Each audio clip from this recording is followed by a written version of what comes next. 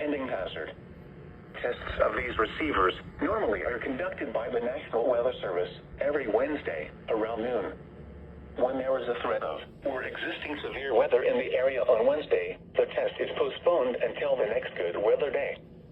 The warning alarm transmitted over this and other NOAA radio stations in southern Wisconsin will normally be activated for watches and warnings that affect the following Wisconsin counties: Richland, Vernon, Adams, Juneau, Marquette, Waushara, Winnebago, Calumet, Manitowoc, Sauk, Columbia, Green Lake, Fond du Lac, Sheboygan, Dodge, Washington, Ozaukee, Iowa, Dane, Jefferson, Waukesha, Milwaukee, Lafayette, Greene, Rock, Walworth, Racine, and Kenosha. And the following Illinois counties: Stevenson, Boone, Winnebago, McHenry, and Lake. And all adjacent coastal waters of Lake Michigan.